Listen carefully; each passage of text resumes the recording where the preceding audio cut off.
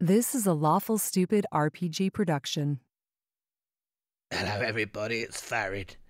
Did you know Lawful Stupid RPG is sponsored by Krynn Dice? You can visit their website at crackerdice.com and use our coupon code GETSTUPID for 15% off your purchase. Now with Shanare's blessing, on with the show. Hail and well met, and welcome to Dragonlance Echoes of Krynn, Dragons of the Hidden Flood, a D&D podcast presented by Lawful Stupid RPG. This podcast is an actual game of 5th edition Dungeons & Dragons, played by a group of friends, professional performers, and voice actors with a passion for role-playing, improvisational storytelling, and dice rolling. We'll begin in just a moment, but first, our players. Hello, I'm Jade, and I'm one of the founders of Lawful Stupid RPG. I've been a huge Dragonlance fan since the beginning, and producing this podcast has been a dream come true for me. I will be playing the dwarf of the party named Farin. And I hope the stories we tell sparkle in your hearts like the brightest gems Reorcs ever dreamed of. I am Panda. I am a Twitch streamer who goes by the username CirqueDuPanda. And I'm playing Teely Tumblewood, your resident Kender who will try only a little bit not to annoy you. Howdy, my name is Samus. I am a professional opera singer, and I am playing the mysterious and slightly grumpy one-armed archer who calls himself Anwir. Hello, I am Chael, and I am not an opera singer, and I will be playing Blip with her awesome animal companion, Dinner, the amazing barbarian duo. Greetings, I'm Chops. I'm a Vegas showman as well as a ghost hunter, and I'll be playing Lasadh, a half-elven wizard who will prove his worth to the world. Hello, I am Lindsay Rousseau. I am a voice actor and host of The Rollout on YouTube, and I am playing Manto, who has a dark secret that only my best friend Blip knows. And I'm Mr. Eager DM. I'm here to guide and to follow. Now, I invite you all to step with me into fantasy, and for our time together, let imagination rule.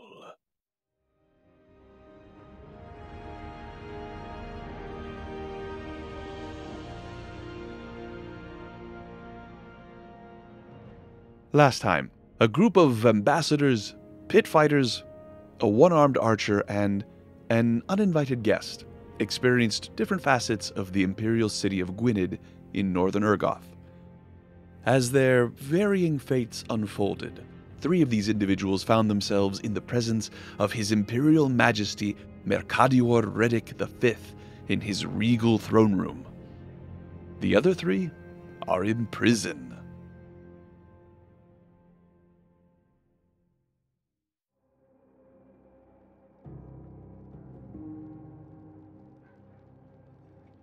Teely, you are roughly and rudely dragged down a long series of stone steps, making many switchbacks to an area that you can only assume is a dungeon. It has a dungeon feel to it. Doesn't smell good. The light is dark and grim. You hear coughing, you hear moaning, and there's just a general feeling of sadness, and you don't have the impression that there's very much singing or playing that happens in this area.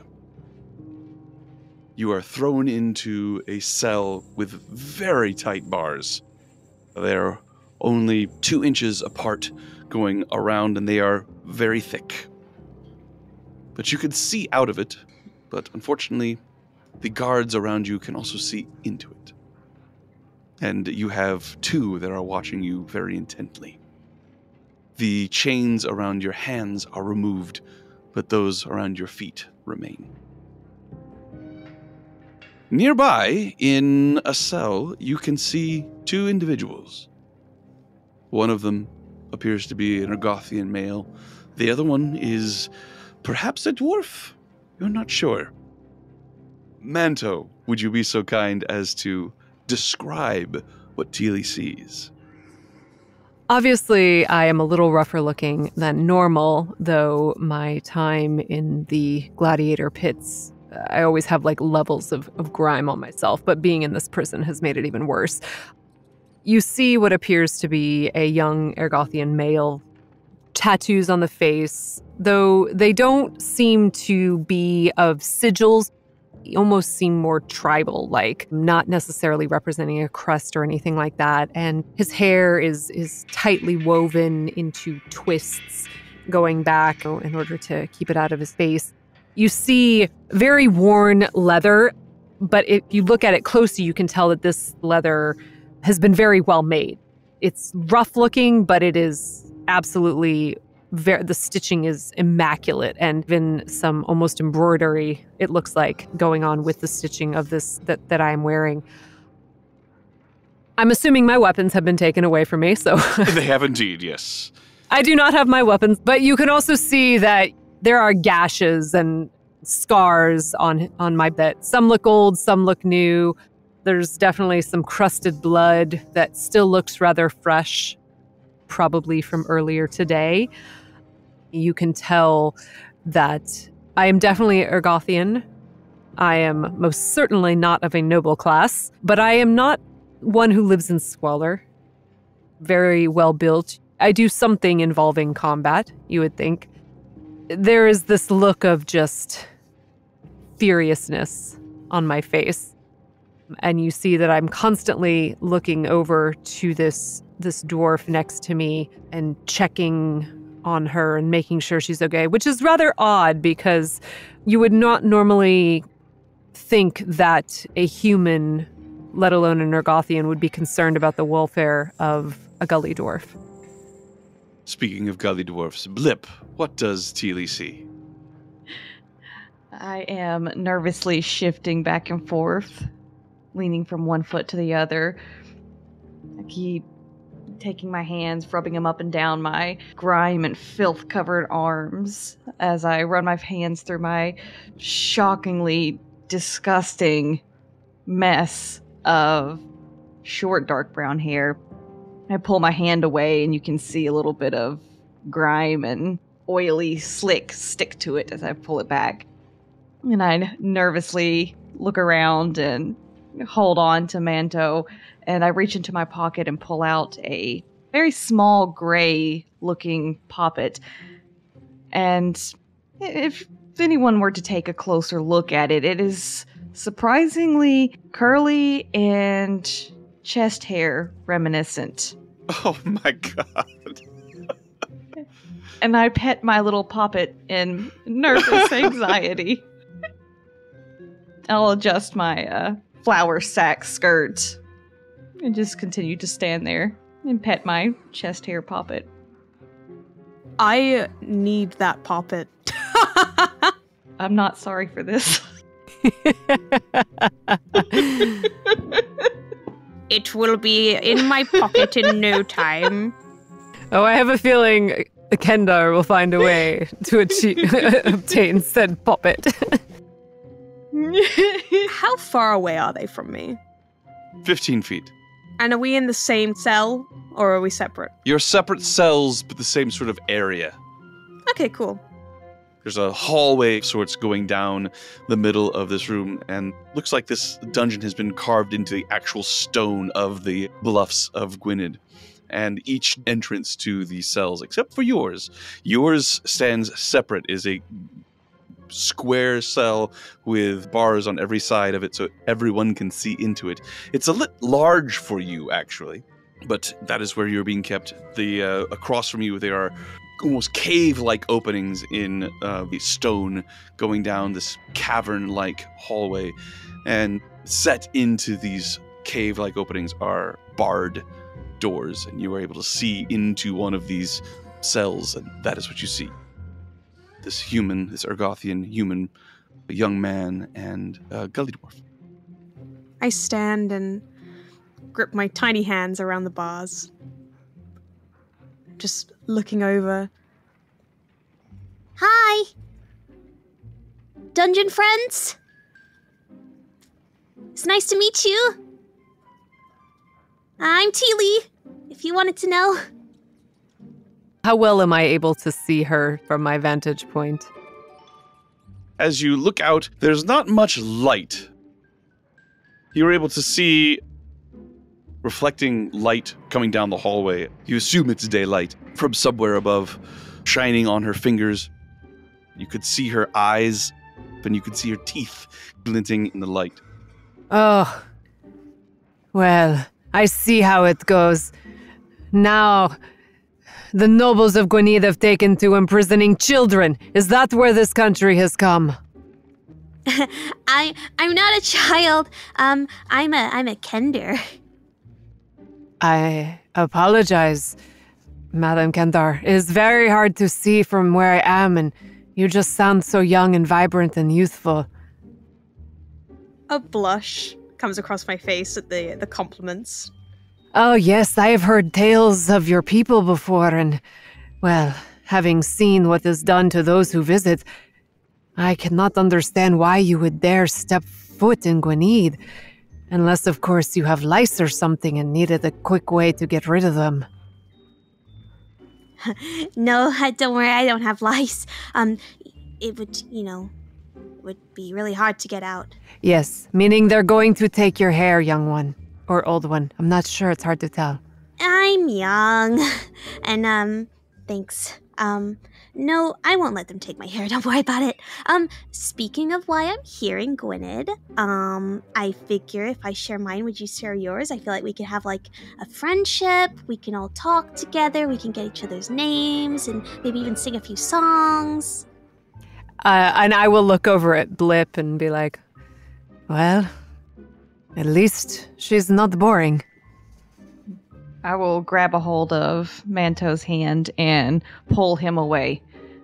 No. You stay away. We don't know her. She may be bad. This is true, but apparently we are bad too. Fair point. It is quite boring down here, so why not? I'm Manto. This is my companion Blip. I was born and raised in this city. My days are mostly spent fighting those who have something to prove until my sword takes them down, and, well, then they are put back in their place. You're a fighter? It's not as glorious as that, unfortunately. I am not one of the soldiers. I merely fight in the pits that Gwynedd is renowned for. Blip here works at those pits as well. It's how we met, actually. That's strong. Blip is very strong, yes. That's so cool. I'm not very strong. Maybe we could arm wrestle at some point. I'm sure we'll both get out of here and we can tough it out. I actually wrote a joke about fighters, and I've been waiting to meet one so I could tell it. Are you ready? Are you ready for this? You might want to sit down. It's real funny. We are sitting, yes, so please continue with your joke. What is a fighter's favorite drink? Guess. You have to guess the joke. You have to guess. Oh, It's really funny. I don't know. I mead? Ale? Punch! Because fighters, they punch things and they fight. It's really funny. I see. And what you did there? I feel like there might be a language translation issue going on. For yes, that is very witty. I will laugh about it later. Yeah, I can take criticism. No, it's you fine. you have lightened the mood in here quite a bit, little one. Thanks. Just as you're saying that, from echoing somewhere down out of sight, you hear a as dinner somewhere they didn't put her in with is us. not pleased with what other situation he finds himself in. I start to just sob and wail loudly at the sound of this. It's okay, Blip. That's probably our dinner. I wail even louder to the point of near screaming. Miss Miss Teely, if the stories are true, your kind are very adept at getting in and out of places unknown, unseen and unheard. Is that right? I mean, I guess. I think. The screaming and wailing that you hear, that is not our dinner. I mean, yes, it is dinner, but not our dinner. It is the name of dinner. Blip is very, very unoriginal in her naming process. That is her pet. Her pet dinner, but not our dinner. Her dinner, but not to eat dinner. To pet dinner. My dinner. I see. I get it. What do you want? Yes, we suspect dinner is going to become dinner, so we need to save dinner. Yeah, okay. What's your plan? I'm really good at stabbing things, but I'm not so good from behind the bars. Okay. And Blip is very good at, crafting devices that trip people and, moral support. And she's very strong. Strong. Yes. Very strong. I go bonk. But we need to get out. Do you know which guard has the keys? DM, have we, in our time down here, been able to ascertain who might had said keys? Make a perception check. Oh dear. Okay. Oh, hey, that's a good roll. So that is going to be 21. A 21, even with the very dim light providing its negative to that, you are able to look out and you see in the shadows about 6 feet away from either side of Teely's cell are sitting 2 guards on stools watching her and hearing every word you say. Yes, Miss Kendar, it is the lovely individuals that you see who have been listening to our entire conversation. Hi. Which one of you guys has the keys? They barely break eye contact with you, keeping their gaze just focused on the cell.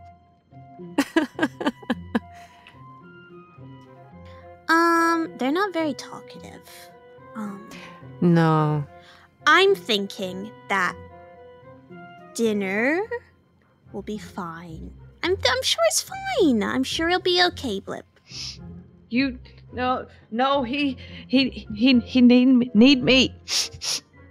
I'll walk over to the edge of the cell and I'll grab a hold of it and with both hands and start to shake the bars as hard as I can. Oh, breaking my heart, Blip. Blip, do you think that you're crying because you need dinner? What?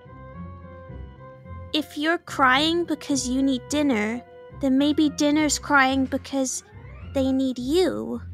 I completely freeze. They are quite inseparable. So you're both okay, you're just missing each other. Well, there is this small matter of whether or not dinner is going to be served for dinner. And hearing that, I just let out another wail and start banging the cell bars with my head. Oh, and I will immediately try and stop her from doing that. And now, guards, can you see now what this is doing? Please, can we just not have the pig in the cell with us? I mean, we will look after them. It's one less thing for you to have to worry about, huh? What's this about pigs I hear? Coming down the step, you see a man holding a lantern. He is Urgothian. He is wearing very elaborate clothes, not the toga that you're used to seeing. This is a different fashion. It has a blue velvet look and a very elaborate cravat. It is a waistcoat with trousers and riding boots. And as he comes down the steps, he has one hand on his hip and is holding the lantern out in front. And you can see the light shining upon a dark-skinned man with a very pencil-thin mustache and slick-back hair as he steps daintily down the steps, gets a little closer to you, has a start as he stops and looks around and reaches into his pocket and pulls out a silk handkerchief and holds it up to his nose as he steps down the rest of the way. Pigs and warthogs and banging. I suppose that is the sort of thing that one would expect to find in a dungeon. Bob. Of course you are, my dear. Do I know who this is? Make a history check. 7. You would have remembered if you'd ever seen this particular individual before. Mm-hmm. She steps forward and holds the lantern up to see you and Blip. My lord, this has all been a misunderstanding. That is all. I'm just merely trying to get my friend's pet back to her. We are only in here because, well, someone is a sore loser. A misunderstanding. I imagine that is something else that many people say in a dungeon. Were you at the fight today? Or in the palace, it's also what happened with me too. Then you would know what happened. He looks and gives you a very obvious once-over, looking you up and down, Manto. Brings the silk up to his nose and sniffs it. I may have questions for you in a moment. But first, I wish to speak to the musical Kenda. My name is Berenzi Victo. What is your name? My name is Teely Tumblewood. I extend my hand out to shake his hand through the bars. It is, all right. I have heard a rumor that you are musically inclined. Is that true? That is very true. But Jarvan the something? I think he was like the 8th. I don't know. He took my lyre. Yes. A precocious boy. Would you mind demonstrating? Sing me a song, my dear. Any song you like. Any song? Okay. Question. Is there a song that I could sing? I am keen to hear what you are able to create on the fly, Teely. Oh no. Oh dear. Oh boy. Okay. There once was a kender named Teely.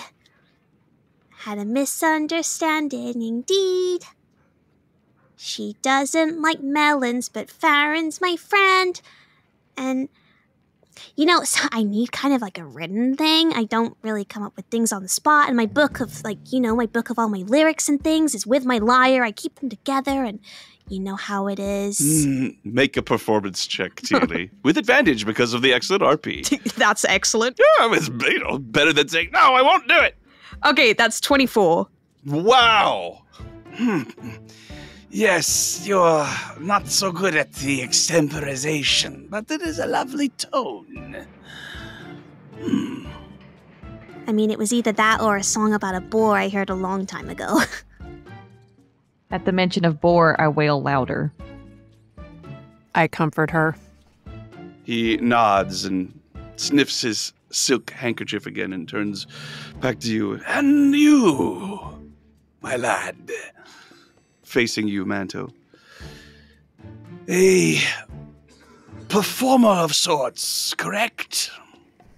I am a fighter, but yes, if you are suggesting that what goes on in the fighting pits of Gwenede is entertainment, then yes, I suppose you could say that I am a performer, though one that often leads to deadly consequences. But not always. No, not always. Sometimes the fans merely want a spectacle and a sport. It is best to sometimes let your opponent escape with a little bit of their ego left intact. Just a little. A spectacle indeed. You don't by any chance happen to know how tall you are? Well, because my parents were both crafters, I actually do. I am 5'8". 5'8". How serendipitous. I've never heard that before about height, but okay.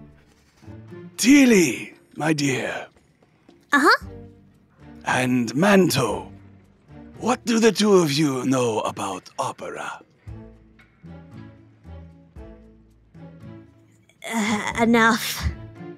My lord, you are obviously well-to-do. I unfortunately have never had the funds to attend the opera, but I am friends with some of those who work behind the scenes, and I can often hear the sounds trailing out when they are rehearsing, and it is most lovely. That is very nice of you to say. Yeah, what he said too. I'll say that as well. What he said. As I said before, my name is Berenzi Victor, and I happen to be the main impresario for the Brand Spire. Excuse me, here in Ergoth, in Gwynedd, it is referred to as the Teatro Spire. And I am in a bit of a pickle. My latest masterwork, The Champions of the Lance, an opera commissioned by the royal family to commemorate the deeds done by certain heroic individuals in this past conflict. There is a great deal of illness that has beset our particular band. I do believe they are not reacting well to the water. I have a small man who is set to play the part of Tasselhood.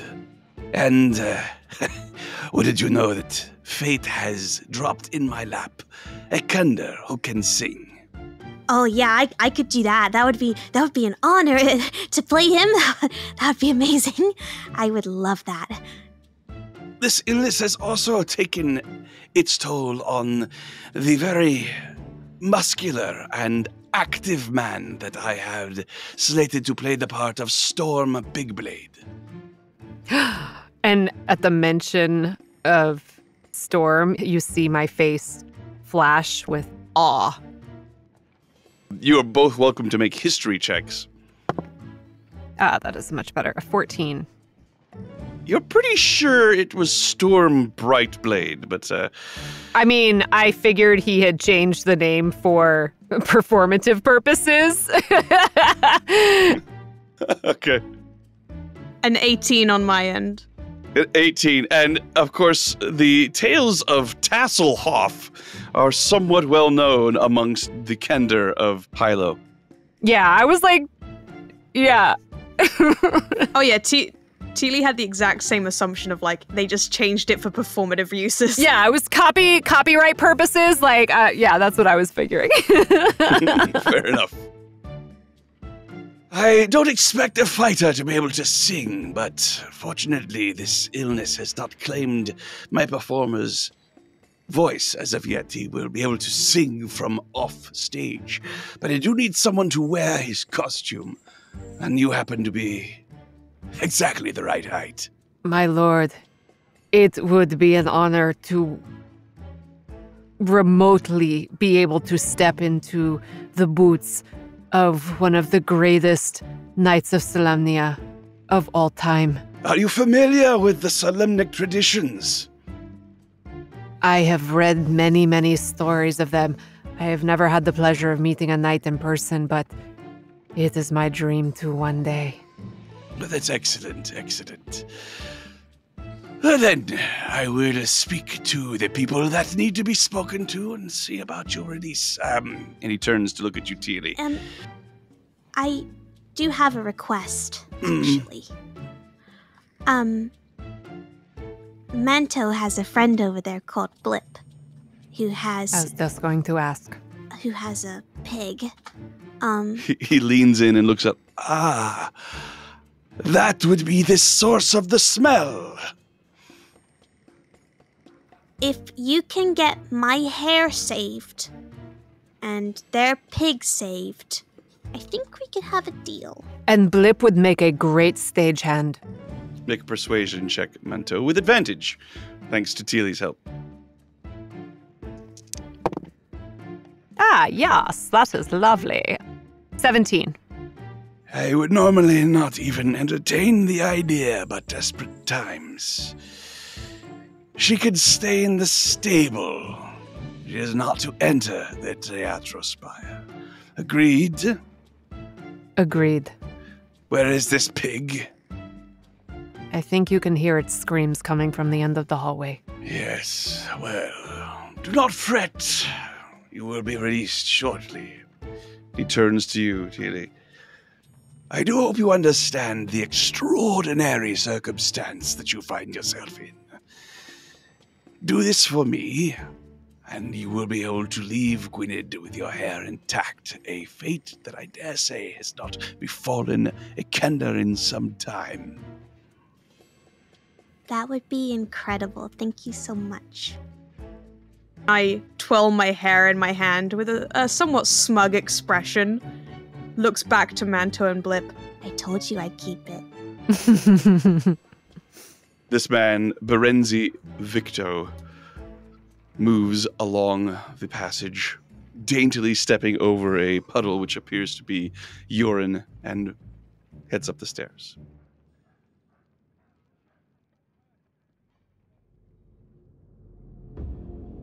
In the throne room, there has been a great deal of boring exchanging of compliments and titles.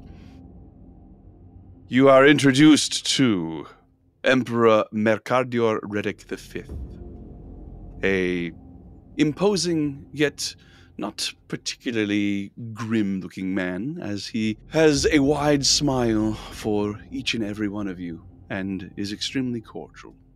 He introduces to you his wife, Ostrena Redick, beautiful woman with extremely soft complexion, long black hair that is in ringlets that goes to the small of her back. She is wearing the traditional pala that you have seen many of the other women wearing, except hers is white and nearly unadorned except for a single large diamond that hangs from her neck. To her right is a young woman, appears to be in her early 20s, who is introduced to you as Vatia Redick, the daughter of Ostrena and Mercadio.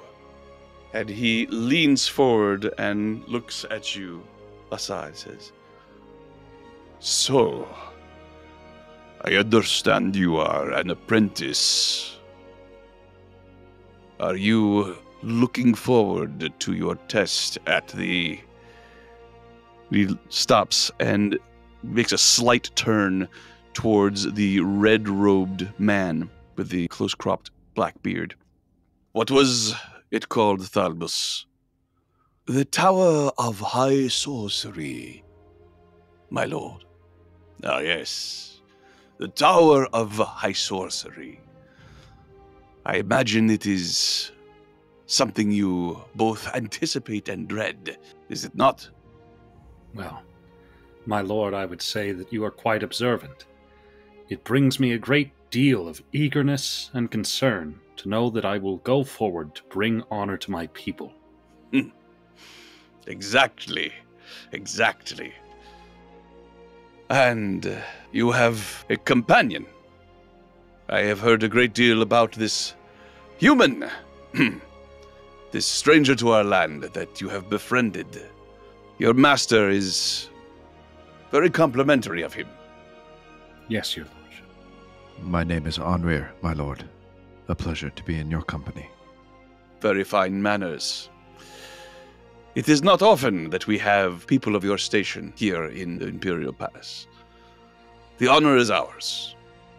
I would like to, over the course of time, be observing both the Emperor and his wife and his daughters behavior and make an insight check once I've had time to study them.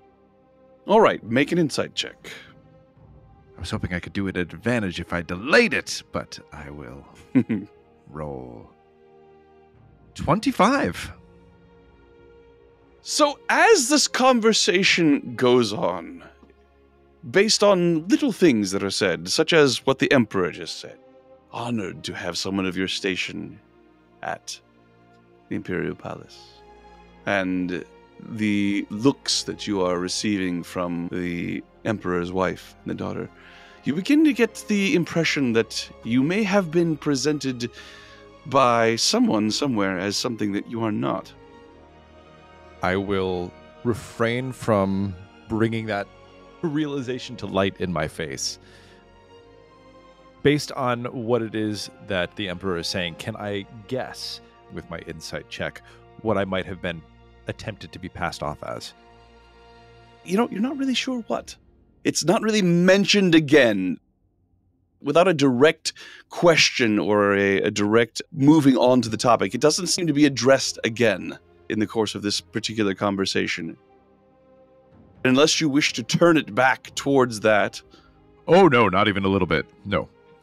Okay, well, in that case, you will just have to be aware that for the time being, you have a cover that seems to be well and truly in place. Understood. But the insight I meant is in terms of demeanor, in terms of authenticity. Is it a performance that they're putting on, or are they genuine in their presentation? The Emperor is supremely confident in his power and in his right to rule. The women are nearly invisible. They have very practiced and honed, almost ritualistic responses to things he says, where they look in the room, how they hold their hands, how they sit upon their seats, and they do not deviate from that. I will keep an eye on them to see if I can catch flickers of their actual feelings beneath their cool exterior. I will address that later, perhaps. The Emperor then turns to you, Farin. And Master Farin, our visitor from Torbaden.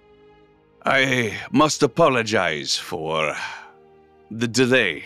I have been extremely busy with matters of state.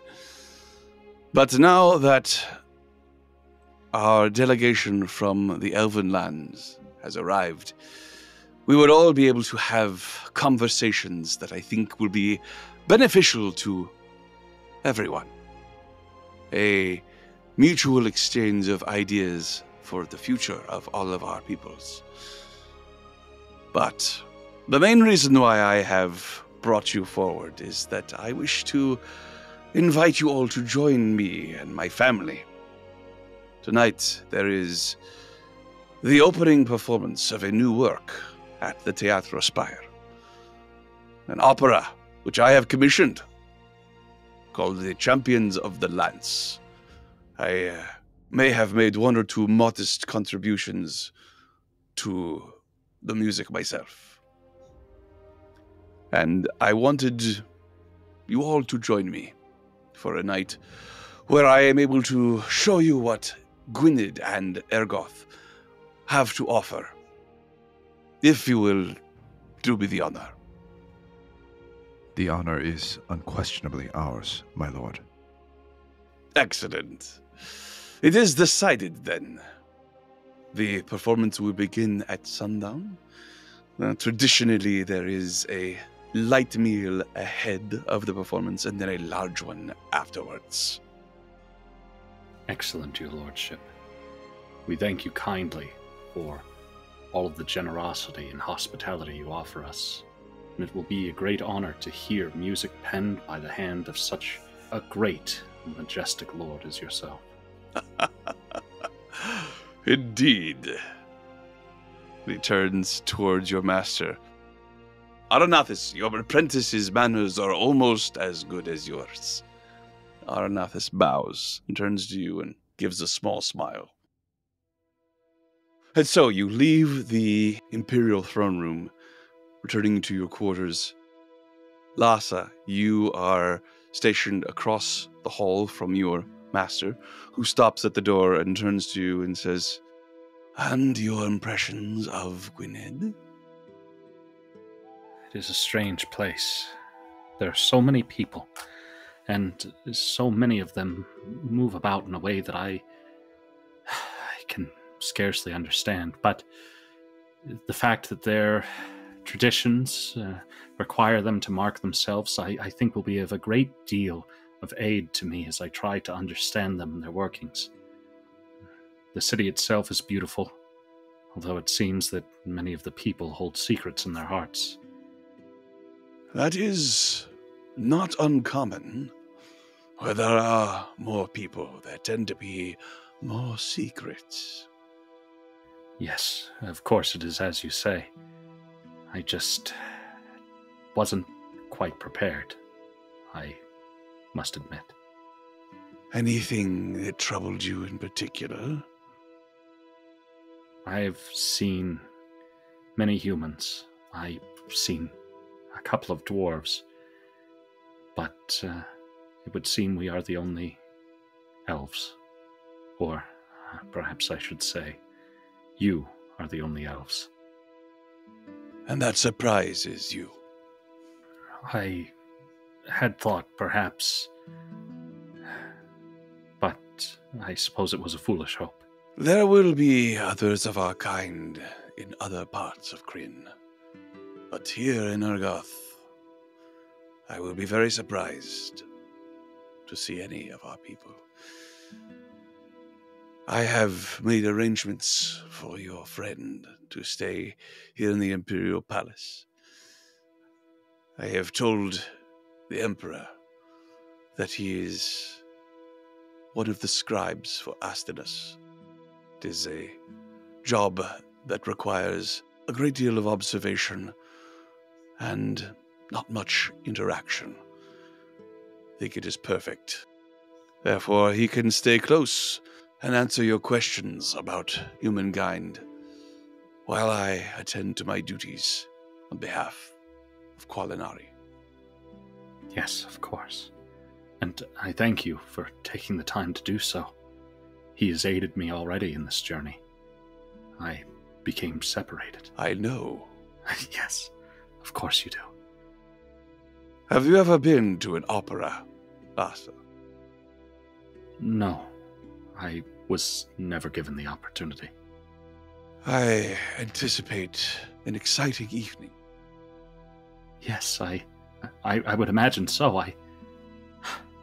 I've heard stories of how beautiful the music can be, and Yes. and to have it be penned by the Emperor, I can only imagine. And he turns to his quarters, opens the door, and glides in, shutting it softly behind him. Farin, you return to your quarters. Yes. Linthara is there. She bows and says, A Kender was apprehended earlier today. She was wearing a rather elaborate costume, and there were a great deal of questions that I had difficulty answering. I am not complaining, of course. I am merely passing along information. These questions, I think, will probably come back to you. I am sorry I was unable to avoid telling them certain things. My dear, I'm so sorry. It is my fault. I should have been more observant. I cannot believe that Kender of all things. I hope that I will see you tomorrow, sir. She slinks out of the room, unless you have something you wish to say. No, I let her walk. Ashamed of myself, really, for lying to her.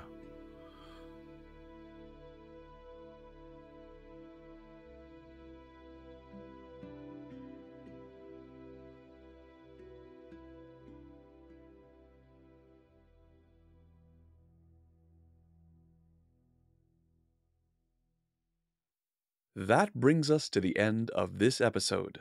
We hope you've enjoyed listening to Dragonlance, Echoes of Krynn, Dragons of the Hidden Flood. If you would like to know more about us, please visit our website at lawfulstupidrpg.com. We also invite you to join us for our live streaming games at twitch.tv/lawfulstupidrpg. Thank you so much for making us a part of your day. Until next time, as Sularus oath with us. Farewell. This has been a Lawful Stupid RPG production.